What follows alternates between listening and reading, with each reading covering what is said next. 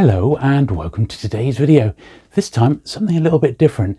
This is something from the archive. Now many of you know back in the day I had a shop called Haze and we sold books and comics and importantly vintage Star Wars toys, and when the special editions came back there was a lot of renewed interest in collectors starting to get into collecting those vintage toys. This is really when Star Wars went absolutely massive. Now what I'm about to show you goes back to the 1st of April 1997. So sit back, relax, and let's take a look.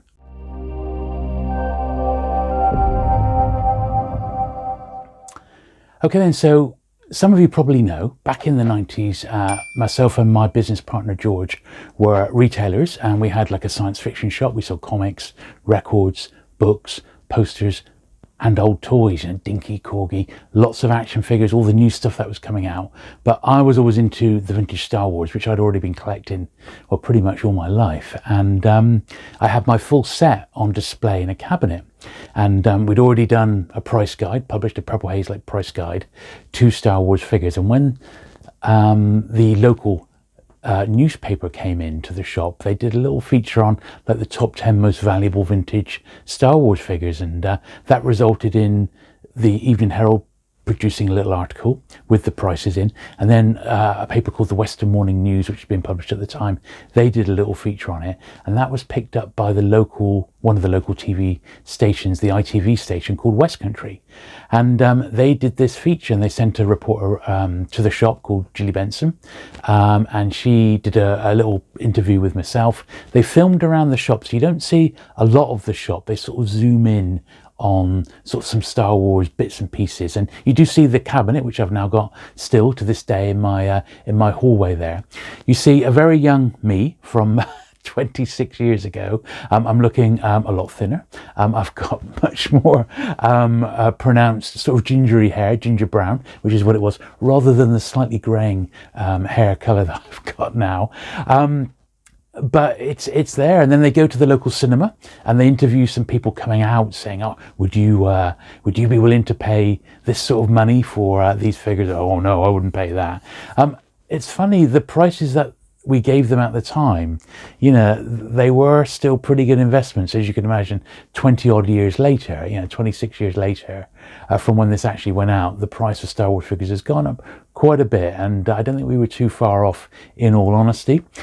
Then amazingly, and I'd forgotten all about this because these videos I recorded at the time, but they've only just been digitized, literally, so I hadn't seen them since, well, 1997.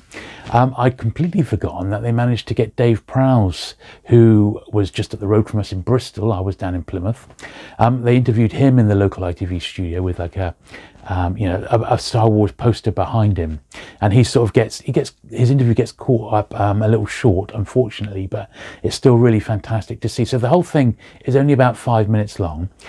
I think because of the archival nature of it, I am hoping that I'm not stepping on anybody's copyrights here, and the original copyright or 20th Century Fox is clearly there on the screen. So I am hoping that this video doesn't get taken down or removed for copyright infringement. If it does, we might need to have a little rethink, because they do use some of the music, and they definitely use bits and pieces of the film, but only in a review sort of context. So fingers crossed we'll be all right with that. So here we are, a bit of a blast from the past. I have got a much more dedicated video on Purple Haze, the shop, and selling vintage collectibles in the 90s planned, and I've got a whole host of pictures and stuff, which some of which I'll chuck in now as we're doing this video. But I'd like to get my business partner George from back in the day side by side, and we'll have a look at that, because we've got some Doctor Who stuff that's now been digitized when we had a signing, and also a little feature from Collector's Lot, which you may or not remember as well, where I go on talking about old video games. So look out for those in the future, but for now I really hope you enjoy this particular blast from the past. I was amazed by it. So let's run the video now, and we'll be back in a minute to see what you thought. Well, now, it's a dark, dangerous void, but your attic could be hiding a fortune. Prices for Star Wars toys have rocketed into hyperspace with the relaunch of the sci-fi classic. Some plastic figures bought for 99 pence 20 years ago are fetching as much as £1,000. We sent Julie Benson to find out more. Get the way out! you. I can't hold off forever. Who'd have thought a movie starring a woman who looks as though she's got 2 Danish pastries on her ears would be a box office smash twice in a century? Somebody has to save our skin. What's even more incredible is that now the Star Wars spaceships, games and records your kid brother dumped in the attic in 1977 are worth a fortune. And the big bucks are fetched by these tiny plastic figures of the Star Wars characters. Well, the Americans will be on the phone to you all the time. I mean, they do phone up and say, what have you got? I've got customers waiting. And they ask you to send them over. But at the moment, with Star Wars being so hot, we've got enough customers in Plymouth and the UK. Red 5, I'm going in. So here are the top 5 earners. In at 5, Han Solo, 99p in 1978, now worth 60 quid. At 4, Luke Skywalker in a very fetching Stormtrooper's uniform worth £65. At 3, it's that old favourite, Yak Face.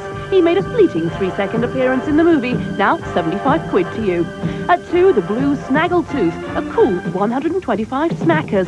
And in with a bullet at 1, Jawa with a plastic cape, a phenomenal £200 or up to £1,000 in his original packaging. But will Plymouth film goers pay it? Bit of waste of money for a piece of plastic. Plastic figures, it's not worth it, is it, really? Not for plastic figures, I wouldn't pay it, no. Oh, and this Darth Vader helmet's worth 100 quid! Well, I don't think much of the sunglasses, but I quite like the hat. This is Julie Benson in Plymouth for West Country Live.